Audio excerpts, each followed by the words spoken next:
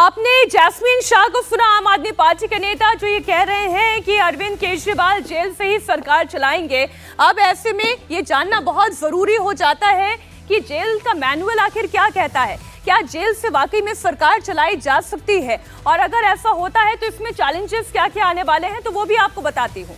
Tihar jail के manual में jail से सरकार चलाने का कोई प्रावधान नहीं है। इसका मतलब ये है कि अरविंद केजरीवाल जेल से सरकार नहीं चला सकते, क्योंकि जेल के मैनुअल के मुताबिक दिल्ली की जेलों में हफ्ते में 2 बार ही मुलाकात होती है, चाहे वो अंडर ट्रायल हो या फिर वो कन्विक्ट हो। जैसे ही परिजन जेल में आते हैं उनको नाम देने होते हैं और वो किस किस से मिलना चाहते हैं ये तय किया जाता है। 10 लोगों के नाम उन्हें देने होते हैं और जो 10 लोगों के नाम वो देंगे उनमें से ही कोर्ट जो है कोई एक जेल में टेलीफोन करेगा और फिर जाके कहीं टेली बुकिंग होती है, वहां पर यह बताया जाएगा कि किस तारीख को प्रिजनर से मिलने के लिए वो व्यक्ति आना चाहता है। जेल ऑपरेटर उसे ये बताता है कि हाँ आप इस दिन आ सकते हैं ताकि आपको कन्वीनियंट रहे। एक बार मुलाकात में 3 मुलाकाती ही जेल के अंदर आकर मिल सकते हैं। अब मुलाकात के लिए तो एक जंगला तैयार होता है। अब आप सोचिए कि कोई मुख्यमंत्री अगर जेल में कैबिनेट मीटिंग करना चाहता है तो फर्ज कीजिए सौरभ भारद्वाज, आतिशी और गोपाल राय अगर इतने सारे नियमों के बाद फिर कहीं जाकर जेल में पहुंच भी जाते हैं कैबिनेट मीटिंग के लिए, तो ये मीटिंग कहाँ पर होगी? ये जंगलों में होगी।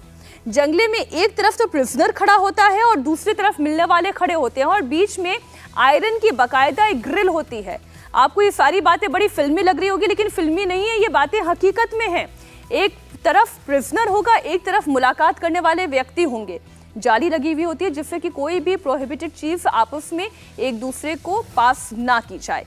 मुलाकात का समय सुबह 9:30 बजे से शुरू होता है और 12:30 बजे तक की मुलाकात चलती है, मतलब कि 3 घंटे तक मुलाकात का वक्त होता है। जहां तक फाइलें साइन करने की बात हुई तो जेल से फाइल साइन नहीं कराई जा सकती। सुपरिटेंडेंट के ऊपर है, अगर कोई इंपॉर्टेंट फाइल साइन करनी है तो जेल सुपरिटेंडेंट फॉलो कर सकते हैं, लेकिन सरकार नहीं चलाई जा सकती। ये कुछ जो फिजिकल चैलेंजेस हैं मैंने उनकी बात की, लेकिन मैं फिर दोहरा दूं, Arvind Kejriwal is a CM without portfolio. उनके पास कोई पोर्टफोलियो नहीं है, वो केवल दिशा निर्देश देते हैं, वो केवल गाइडेंस देते हैं, वो हस्ताक्षर नहीं कर रहे हैं। समस्या बड़ी है, लेकिन तय है कि अरविंद केजरीवाल इस्तीफा नहीं दे रहे हैं। अगर देना ही होता तो आज कोर्ट में जाते वक्त उनके पास पूरा मौका था ये बताने का कि सरकार कैसे चलेगी, लेकिन उन्होंने इस मौके को इस्तेमाल किया प्रधानमंत्री मोदी पर हमला करने के लिए। उन्होंने क्या कहा आज कोर्ट जाते वक्त, आपको सुनाते हैं।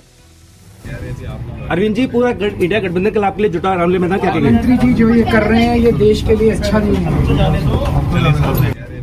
अरविंद जी, पूरा इंडिया गठबंधन के लाभ के लिए जुटा रामलीला मैदान, क्या कहेंगे? मंत्री जी जो ये कर रहे हैं ये देश के लिए अच्छा नहीं है। आपने सुना, अरविंद केजरीवाल ने कहा कि प्रधानमंत्री जो कर रहे हैं वो देश के लिए अच्छा नहीं है। यानी कि अरविंद केजरीवाल भी ये जानते हैं कि जितना भी मौका उन्हें मिल रहा है इस मौके को उन्होंने पूरी तरीके से इस्तेमाल करना है।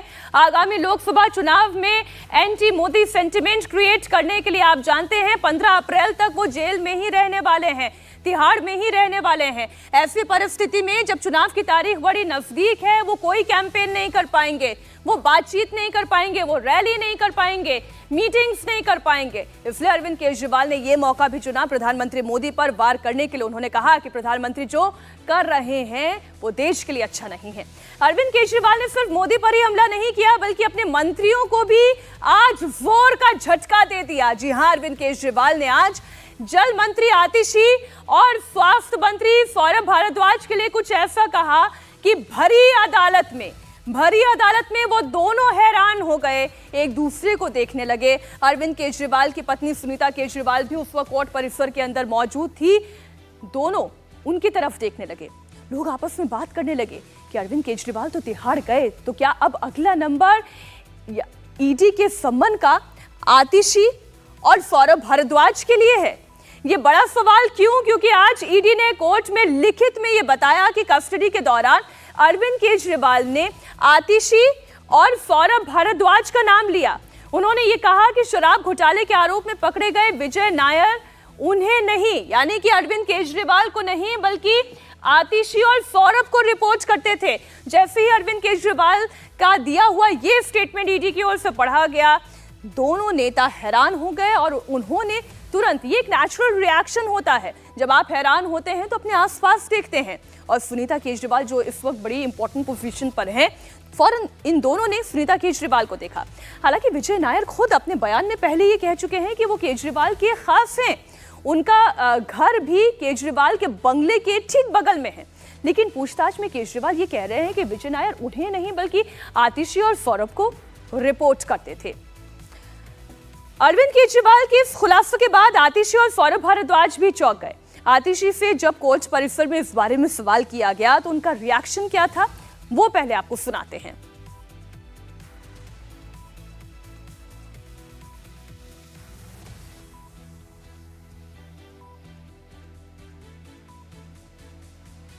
नाम लिया है, आपका नाम आया है, आप कुछ कहना चाहेंगे? मैम पहली बार आप कोर्ट में थी, उन्होंने कहा कि सीएम साहब ने कहा है कि विजय नायर आपको रिपोर्ट करते थे। नाम लिया है, आपका नाम आया है, आप कुछ कहना चाहेंगे? मैम पहली बार आप कोर्ट में थी, उन्होंने कहा कि सीएम साहब ने कहा है कि विजय नायर आपको रिपोर्ट करते थे।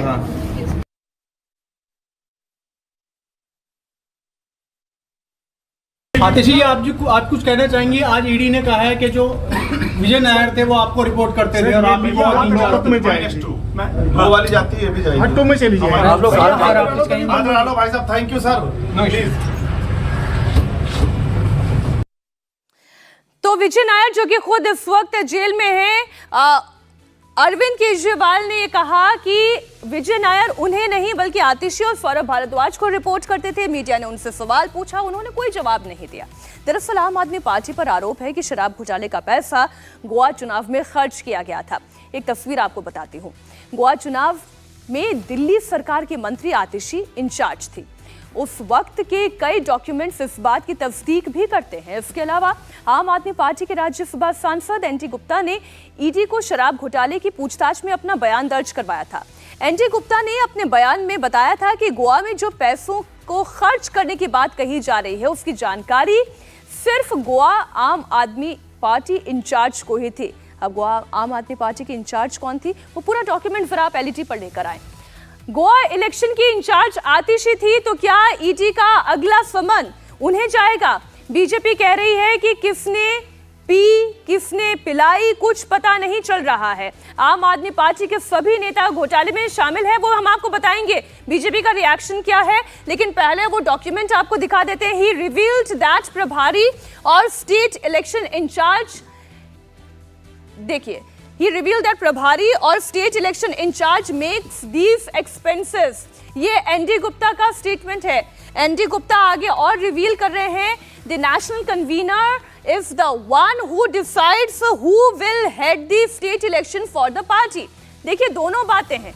वो ये क्लियर कह रहे हैं कि प्रभारी जो है उनके हाथ में एक्सपेंसेस का पूरा काम होता है कि कहाँ खर्च करने हैं, रैली में कितने जाएंगे, पोस्टर बैनर्स में कितने जाएंगे, कार्यकर्ताओं को भीड़ जुटाने के लिए, चेयर्स लगाने के लिए कितने पैसे जाएंगे, ये केवल प्रभारी तय करता है। He manages the expenses.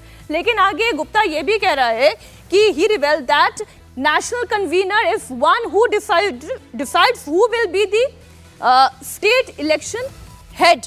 यानी कि किसी भी राज्य में प्रभारी कौन बनेगा ये तो नेशनल कन्वीनर ही तय करता है। नेशनल कन्वीनर कौन है?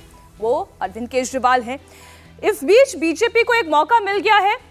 पहले अरविंद केजरीवाल, मनीष सिसोदिया, सत्येंद्र जैन, इन सब पर आरोप लगाने के साथ साथ अब अगला नंबर आतिशी और क्या सौरभ भारद्वाज का है। आपको दिखाते हैं किस तरीके से बीजेपी निशाना साध रही है। केजरीवाल जी ने वहां नाम लिया है कि मुख्य आरोपी विजय नायर आतिशी और सौरभ भारद्वाज को रिपोर्ट करते थे। महोदय, अब मैं ये कहना चाहूंगा, ये तो समझना बड़ा मुश्किल है कि भाई शराब का घोटाला तो था, जिसको देखो वही आज यहां मदहोश है। अब यहां किसने है पी और किसने है पिलाई, ये तो समझना बड़ा मुश्किल हो रहा है भाई। लगता है सबने मिल बांट कर है पी और पिलाई। यह दर्शाता है, या जिसे हमने हिंदी में एक कहावत है ना, एक हु तो समझाइए आके कूप ही में ही भांग पड़ी है। अर्थात एक व्यक्ति हो जो गलत रास्ते पे जा रहा हो, उसे आप सही रास्ते पे लाने का प्रयास कर सकते हो, नशे में हो, पर ऐसा लगता है कि कुएं में ही भांग पड़ी है, तो जिसने पिया वही नशे में है। यह गंभीर प्रश्न उठा रहा है। और अब इसके साथ यह भी बात बहुत साफ होती जा रही है कि केजरीवाल जी निरंतर ईडी के सामने आने से क्यों बच रहे थे। शायद उनको लग रहा हो और उनके आम आदमी पार्टी के बाकी सदस्य जो बहुत ही उत्साह और उच्छृंखलता के साथ उनका बचाव करते नजर आ रहे थे, शायद वो इस संभावित खतरे से डर रहे थे कि मानो वो कह रहे हो कि केजरीवाल जी कह रहे हो बैठा हूं दिल में इतने राज छुपाए, जरा सा होंठ हिले तो जाने कितनों का दिल डगमगाए। वैसे आम आदमी पार्टी लगातार ईडी के एक्शन को राजनीतिक साजिश बता रही है और वो उल्टा बीजेपी पर ही आरोप लगा रही है। आम आदमी पार्टी का कहना है कि ईडी ने 1 रुपए की भी रिकवरी नहीं की है और देश के सामने गलत तथ्य रखकर ईडी माहौल खराब बताने की कोशिश कर रही है। हमारे साथ इस समय बात करने के लिए आम आदमी पार्टी की प्रवक्ता है। मैम, अब अरविंद केजरीवाल को अब 14 दिन की न्यायिक हिरासत में भेज दिया गया, पहली प्रतिक्रिया क्या होगी? और कोर्ट रूम में जो एजी हैं उन्होंने कहा कि विजय नायर ने सौरभ भारद्वाज और साथ में आतिशी सिंह के बारे में जिक्र किया है।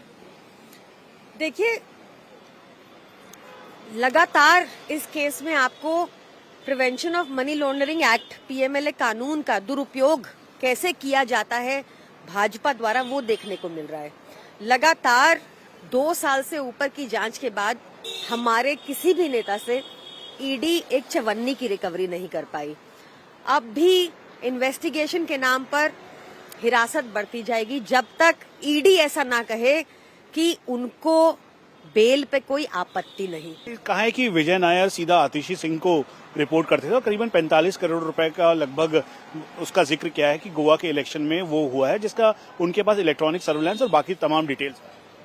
देखिए, ये सारी जानकारी इलेक्शन कमीशन को सबमिटेड होती है। एक लिमिट होती है जहां पे चुनावी पार्टीज कितना फंडिंग कर, कितना खर्च सकती हैं चुनाव में, तो वो सारी जानकारी सार्वजनिक है। ये सारी सूत्र बेस्ड जानकारी न्यूज में चलाकर ईडी सिर्फ माहौल बनाने की कोशिश करती है।